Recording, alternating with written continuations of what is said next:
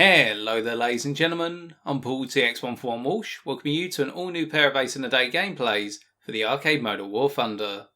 In today's episode we shall be reviewing the Breda Ba.65 K.14L, an Italian attacker coming at a tier of 1 and a battle rating of 1.0. That's right ladies and gentlemen, we're reviewing our first ever reserve plane on the channel today. To provide you with a brief historical overview as to the Ba.65 and this particular subvariant, we begin thus. The Ba.65 was designed by Antonio Pirano and Giuseppe Panzeri as an evolution of the Ba.64, an Italian ground attack plane which saw limited service in 1936 with the Regia Aeronautica, the Italian Royal Air Force.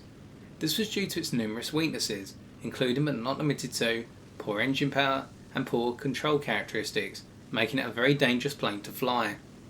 The Ba.65 design was to be a single-seat, all-metal low-wing monoplane with retracting undercarriage. Like its predecessor, it was intended to be an aeroplano di combattimento, or combat aeroplane in literal English, able to fulfill multiple roles including fighter, attacker, light bomber and reconnaissance plane. In terms of armament, the plane was to be armed with a wing-mounted combination of two 7.7mm and two 12.7mm Breda SAFAT machine guns.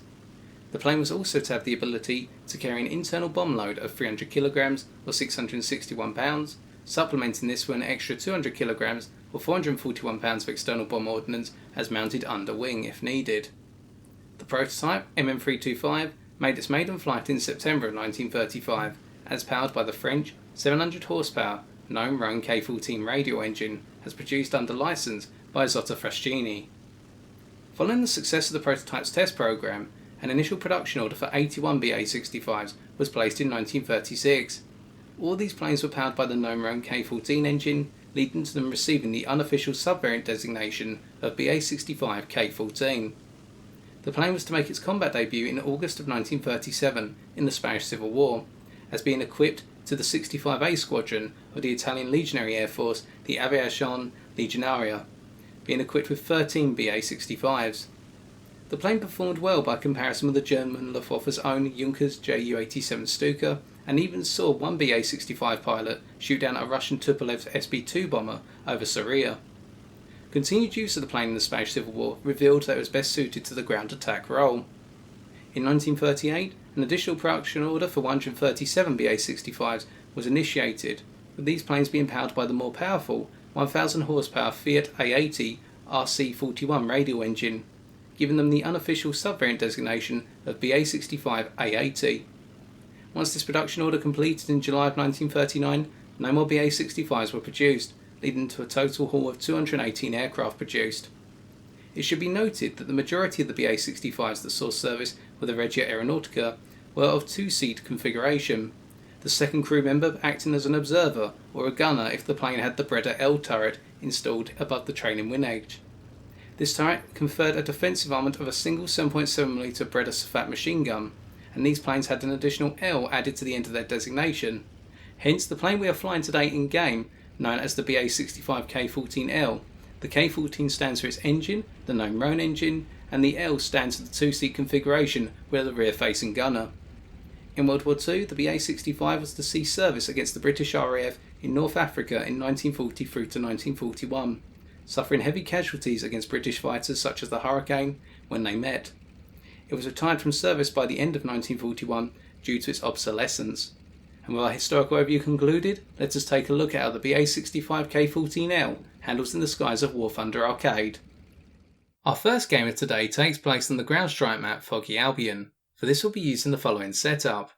Stealth belts are both types of offensive machine gun, the reason being in our experience the stealth belts are proven to be the most effective.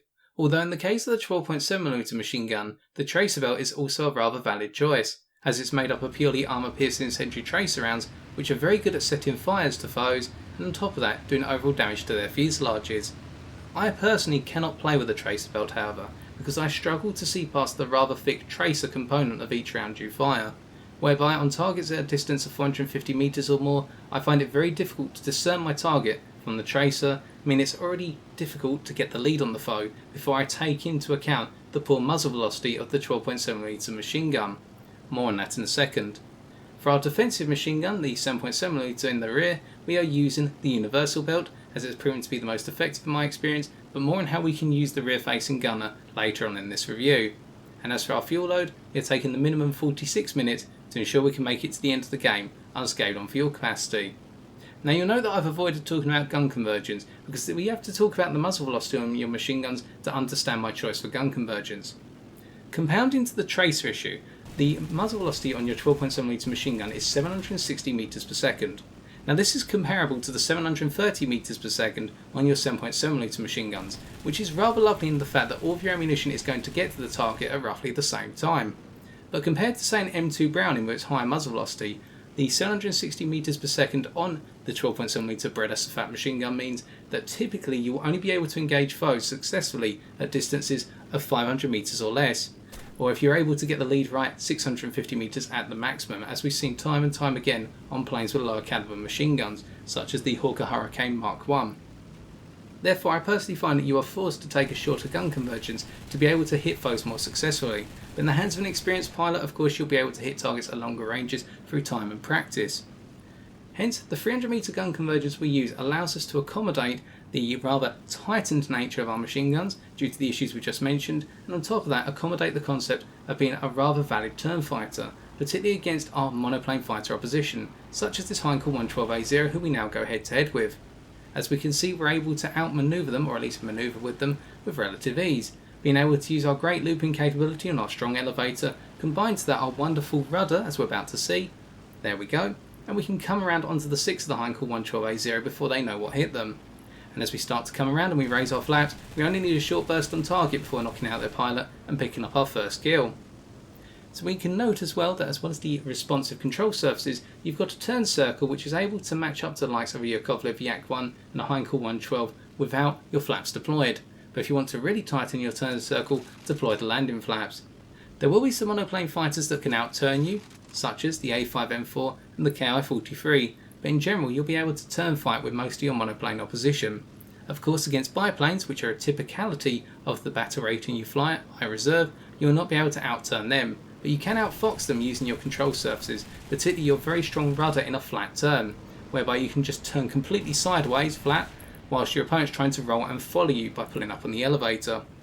Now one plane we have not mentioned is the P26 Peashooter, and that's another plane that's able to outturn you and pretty much outmaneuver you in all regards, and it's one thing you do not want to tighten your 6. But here with the Fury Mark II trying to come up towards us, we go head to head and we rip them apart before they're able to get a clear shot on our engine. And as we'll talk about in the second gameplay, the durability of the Ba.65 is one of its questionable points. But for now we're diving away from the opposition, and we haven't mentioned the roll rate of this plane. We said that the rudder and the elevator are rather strong, the elevator giving you the ability to loop rather well, but not able to out-loop the likes of say an F2A Buffalo. But what about your roll rate? Well, your roll in general is acceptable, there's nothing wrong with it, but what you'll find is compared to your typical biplane, you'll struggle to outroll them, and therefore they can use scissor tactics against you effectively if you're on their 6 and they're not willing to commit to a turn to try and outfox you. And of course that is a concern because you've got a lot of firepower bearing down on them, and if they provide even the shortest appearance for you to shoot at them mid-turn, unlike our ability to hit that D500 there, you'll typically rip them apart. As we see in our subsequent attack on the D500, we only need 1 or 2 seconds to make it count at the close range. Now coming about and looking in towards the centre, this is one of the key factors of the Ba.65, its ability to literally come out of nowhere and pick up a handful of kills. We're going to come right onto the 6 of a pack of 3 enemy planes here, a Fury Mark II, then a Heinkel 51, and then finally a P26C. And what we can see is all these folks busy and engaged on our friendlies are not aware of the fact they've actually got an attacker right on their 6, and are able to pick up a triple kill in a very short period of time, before converting into the ground attack role. Because remember, at a reserve battle rating, most of the vehicles you'll typically be trying to take out are all lightly armoured and vulnerable to machine gun fire. And with that we're able to take out a couple of armoured cars which make the difference for our team, as we pick up the victory and now go to our post-game stats.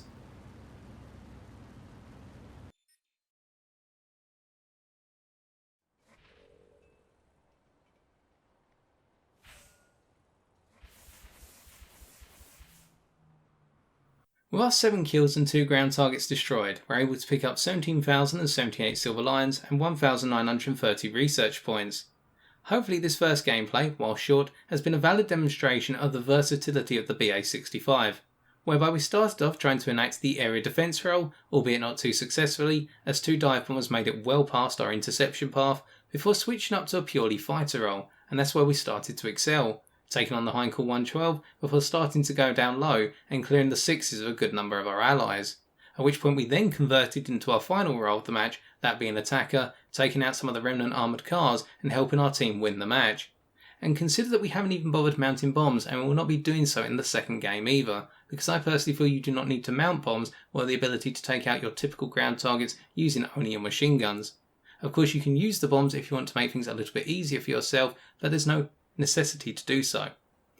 Now outside of this first gameplay has pretty much been all positive, and the only downside we've really talked about in this aircraft is its inability to turn fight against biplanes and the most manoeuvrable monoplane fighters, which you would expect, and on top of that its poor muzzle velocity on its heavy caliber machine gun, constricting its overall effective armament range to say 500 metres or less, although I would argue it's going to be 400 metres or less based on the gun convergence we're using. But the second gameplay we now have lined up is going to demonstrate some of the other weaknesses of this aircraft and why it's not all sunshine and rainbows when you fly the Ba.65, despite the fact you can have a good time. In our second gameplay of today, we're on the ground strike map Saipan, using the same setup as before. From the outset we're going to do a brief amount of climbing, but this will enable us to articulate the weak climb rate that the Ba.65 has, whereby for an attacker in a multi-role plane you would expect it not to have the most ideal climb rate, and indeed it does not, especially compared to some of the battle rating 1.3 and 1.7 opposition you'll be facing, such as the Heinkel 100D1. But on top of that, the majority of the reserve planes you're going to be facing will be able to at least match you for climb, if not outclimb you. Biplanes such as the K.14 and the I-15 come into mind. Therefore, you ideally want to use a short period of climbing at the start just to give yourself a tiny bit of altitude, so that way you can go into a dogfight at roughly 1,500 metres altitude at the start of the match, as we're doing here. This gives you some space if you need to dive away and run away to live to fight another day, alternatively if you want to go for an enemy aircraft that's done a brief bit of climbing as well. This is no interceptor, and those bombers that go up to 2,000 metres plus will be able to remain up there unhindered for a long period of time before you're able to get into effective range. Now in terms of altitude threshold, your controllability starts to drop once you hit 3,500 metres altitude plus, and in terms of engine performance, that only starts to drop off at 6,750 metres altitude, which is a little bit perplexing. You'd expect it to drop off earlier, but that is the case in the testing I've done. But it takes you an extremely long time to get above 5,000 metres altitude alone, meaning that climbing to the edge of the skies is going to be something that's ill-advised for the short periods that typically fill up the low battle rating matches. Now what we can also see is this is not a plane that conserves its energy well in a straight line or in the vertical, whereby boom and zoom is not a foray of this aircraft, but it's actually a key weakness once more. Add to that your limited dive speed of 733 km/h, your poor dive acceleration and your poor controllability at high speed, and you can see how the issue comes about. Whereby your roll, which is your weakest aspect in terms of controllability, you lose 75% of your roll rate between the speeds of 400 to 650 km/h. With regards to your elevator, you lose 25% of your elevator between 550 and 650 km/h, and your rudder, you lose 50% of its performance characteristics when you go between the speeds of 450 to 550 km/h, which means you never want to really exceed the speed of 400 km/h, so that way you give yourself a little bit of room to dive away from your foes, and therefore you can retain some controllability when you need to go into a high speed dive. On top of that, you'll have your control surfaces at their maximum performance. Typically, if you stick around the speeds of 275 to 375 km/h. But getting to those speeds as well as we rip apart the Dornier 17E is also an issue. Your straight line acceleration from your rather admirable stall speed of 120 km/h up to 250 km/h alone is poor. Add to that war emergency power and you avoid the issue a little bit, but not by a huge margin, and with war emergency power you can kick your acceleration up to 350 km/h before you hit the cliff or the significant drop off. This means that for a lot of circumstances you'll be reliant on using your war emergency power to build up enough speed to get out of a situation or get into one in your ideal speed range. Now in terms of stalling, this plane does not really struggle when it gets to lower speeds, whereby you can fly this plane all the way down to approximately 160 km/h before you start to really feel the stall effects coming in. The stall recovery is absolutely fantastic, whereby this plane can very easily go nose down. It's got a very sensitive elevator at lower speeds in the negative G aspect, and that means you can get your nose down and recover to the stall recovery speed of 175 km/h insanely fast. But here what we can see as we go into the vertical to try and shake off the P26 Peashooter, that we had to use effectively a set of climbing scissors in order to get them off of our 6 for a brief period of time. But the P26 is a far more manoeuvrable aircraft on the whole, and they came with a little bit too much speed perhaps before being able to get the clean shot on us. Our gunner enables us to pick up and assist, and this is where we come onto the concept of our gunner. The gunner on this plane would be fantastic at closer ranges, albeit it has one key issue, and that is the tail plane of this aircraft. It's thick, and therefore when the plane gets right onto your 6 at a distance of 200 metres or less and closing, particularly biplanes, it's very difficult to get a clean shot onto that plane's engine. Therefore you'll struggle to get that plane off your 6 unless you aim for a wing spar, taking the wing off completely and enabling you to get away safely. Therefore you always want to stay below your opposition if they're on your 6, because otherwise what you'll find is they close the distance in level flight, your gunner will stop firing, or you really need to start aiming towards the wings, which can be very difficult to do in a high intensity situation. Dodging the incoming fire from the SU-2, you'll notice as well I'm very evasive to head-ons in general, and that is because the durability of the Ba.65 is one of its odd points. Now we can see, and we're going to see throughout this match, the airframe itself is incredibly durable, despite the fact it picks up damage very easily, and the control surfaces are the same. They stay together no matter how much damage you take until they literally fall off. But it's the engine where the problem comes in, and that's why I'm dodging the incoming fire of the 12.7mm machine gun of the F2A-1 Buffalo coming in, because even a couple of hits to your engine and your engine will be out. It's a very weak engine in terms of durability, and even the lightest of machine gun fire will take it to pieces, whereby you'll feel damage to your overall performance in the plane once your engine goes yellow, let alone red or black. So avoiding getting hit in the engine at all costs is a priority. Now conversely, being set on fire, I've never died to a fire in this plane because I've never been set on fire in it in all the flyouts I've had. And I can attribute this to the fact that the fuel tanks of this plane are not based in the wings, they're actually based down the centre line in the central fuselage. The majority of your fuel is located between where your pilot and your gunner sit, the rest of it being based behind your gunner from the perspective of how we're looking today, alternatively in front of your gunner from their own perspective. This gives you very high survivability when it comes to being hit in the fuel tank for some reason, as even with direct strikes and massive fuel leaks, you're still not going to be set on fire typically. And I can also perhaps attribute that to the fact that typically at this battle rating tier, the armor-piercing incendiary round is not as commonplace as when you start to go up the battle ratings and tiers, meaning that you're only seen at base incendiary rounds rather than the armor-piercing type, meaning you're not as likely to be set on fire or have your fuel tank penetrated as easily. But in general, it just seems as though this plane is not susceptible to fires as much as a good chunk of its opposition when you open fire of your own armor-piercing incendiary rounds. Now outside of all that, what else is there to note? Well, your dive acceleration being average at best and comparable to a lot of planes, particularly the biplanes you're going to be facing, when you've got an enemy aircraft on your 6 and you're unable to shake them, diving away is always ideal. And what's more, if you can keep a little bit of altitude on your side, try and keep within the ideal altitude range of 500 to 2,500 metres, you'll always have that asset of being able to dive away when the situation gets bad. And you're going to see that here as we make our way in to try and take out the Nimrod Mark 1. We successfully do so, but with the furball starting to really develop as we quickly take out this F3F-2, we look towards the CR714 but decide actually it's starting to get dangerous. We'll take a quick pass at the P26A Hawk and then run for it.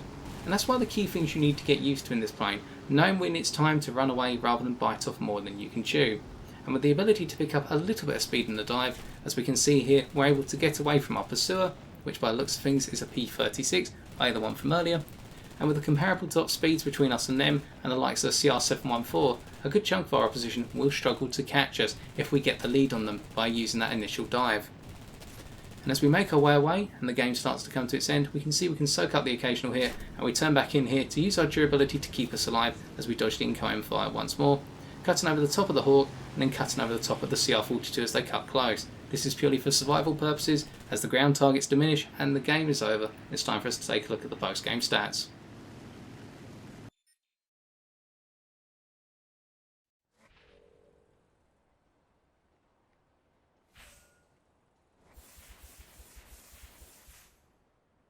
With our 9 kills and 5 assists, we're able to pick up 18,432 Silver Lions and 2,222 research points. To defeat the Ba.65 in a given matchup then, I can recommend one of 3 approaches. Option 1 is where you have the superior climb rate and straight line acceleration, stroke speed, but not the ability to turn fight with the Ba.65. Planes such as the Heinkel 100D1 and the C200 come to mind. In these circumstances, use your climb rate and use your straight line acceleration to stay above and out of the reach of the Ba.65 and continuously strike it via boom and zoom passes. Over time you'll whittle down the health state of the Ba.65 with their pilot knowing they can do nothing to keep you within arm's reach. Option 2 is where you're on an equal footing with this aircraft in planes such as the CR714 and the I-16. In these circumstances you'll typically have the slightly superior roll rate but not a strong rudder compared to this plane, at which point you'll need to use your roll rate in order to outfox the Ba.65 pilot, and keep in mind as well you can always make the sacrificial manoeuvre of turning the fight into a climbing spiral, raising altitude as you turn, trying to bleed out the energy of the Ba.65 with its poor energy retention in the vertical, but keep in mind planes such as the CR714 can also suffer from this considerably. The final option, if you're flying a much more manoeuvrable plane, such as the Ki-43, the A5M4 and the P26, and all the biplanes this plane is going to encounter, is to simply turn fight with it down low, at which point you'll be able to get very quickly onto the 6th of the Ba.65. Just be wary of its rear-facing machine gun, as that 7.7mm machine gun has a wide firing arc and can do a lot of damage to your plane if allowed to do so. But by managing such circumstances today in our own Ba.65 K.14L, what we've seen is it's a very strong multi-role fighter, which has some considerable weaknesses, particularly in terms of engine durability and the short range of its heavy firepower, but in return it's able to fulfill a number of roles adequately as it crosses the skies of reserve matches.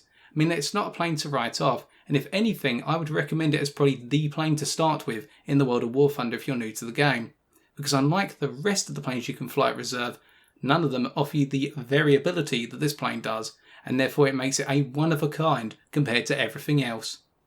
And so I've been TX141, and if you have enjoyed this video, why not leave a like, comment or subscribe for future War Thunder videos on my channel. But until next time, ladies and gentlemen, take care and good luck in the skies.